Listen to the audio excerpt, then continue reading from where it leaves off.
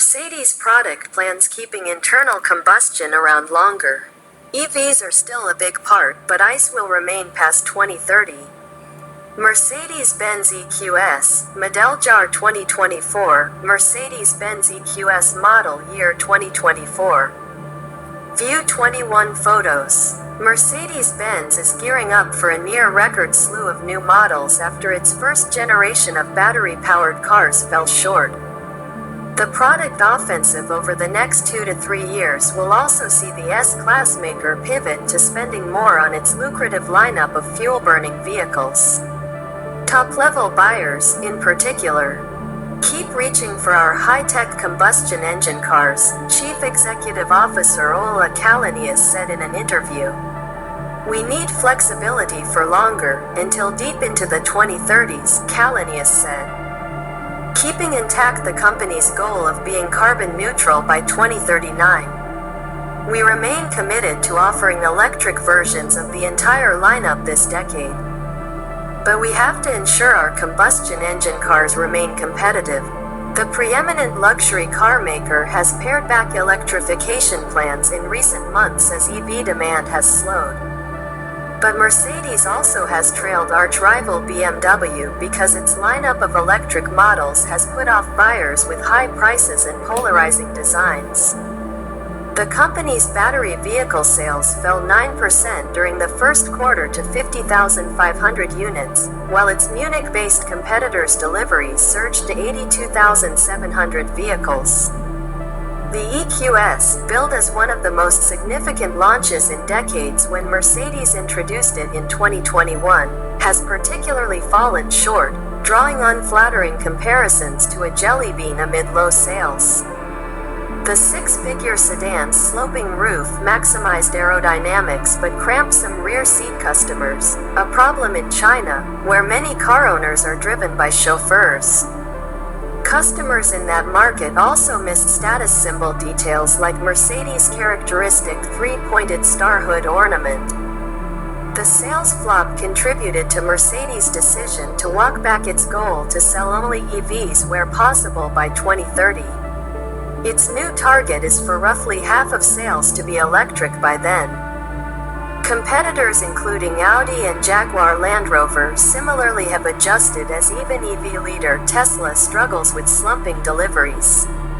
Tepid demand also has triggered costly design upgrades, with Mercedes preparing a facelifted EQS for next year with more backseat comforts and the star returning to the hood. During the first quarter, higher spending on what the company dubbed lifecycle management partly dragged on returns, which fell to 9% from 14.5% a year earlier. Mercedes will kick off its next generation of vehicles built on new underpinnings next year, starting with the entry-level CLA Coupe and later the GLB SUV. During a preview of the upcoming suite of cars at the company's design center in Sindelfingen, southern Germany, Källenius was keen to demonstrate sufficient roominess in even the smaller models, squeezing his tall frame into the back seats.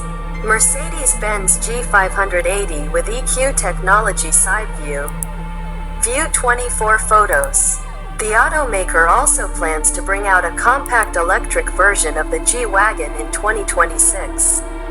The CLA will be available in battery-powered and combustion engine versions.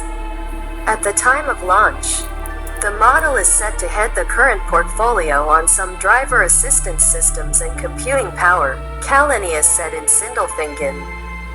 While combustion engine cars will generate superior profits for longer, the Stuttgart-based company is continuing to push for savings in purchasing, fixed costs and non-essential spending. Källenius said, Mercedes may also potentially free up as much as €10.5 billion by selling its remaining stake in Daimler Truck, which was spun off in 2021.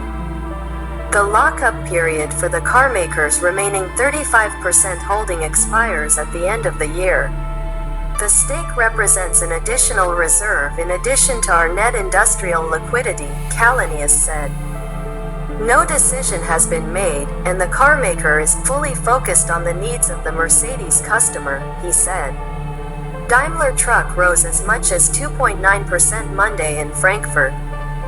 Since trading separately from Mercedes, the world's biggest commercial vehicle maker's stock has risen 38%, boosting its market valuation to 31 billion euros. Mercedes shares also advanced as much as 2% in intraday trading. Mercedes is conserving some spending by putting 2 of 3 European battery plants slated to emerge from a 7 billion euros joint venture on hold. Automotive Cells Company, co-owned with Stellantis and Total Energies, has paused work in Germany and Italy to consider pivoting to lower-cost cells in light of slowing EV demand. "We will build battery cell plants at the speed with which we'll need them," Källenius said. "We have to match capital allocation to the rate of adoption." The shift to EVs is also being challenged by geopolitical tensions. The European Union is set to formalize provisional tariffs on China-made battery cars this week, with duties rising to as much as 48%. Should the charges go ahead, smart models made by a Mercedes-Geely joint venture in China will attract a 20% tariff on top of the existing 10%, Källenius said. "When you have benefited from open markets as Germany has for decades, it doesn't make sense to possibly trigger a trade conflict," he said. "We manufacture the Smart in China with our partner Geely and are thus importing cars to Europe at a significant scale.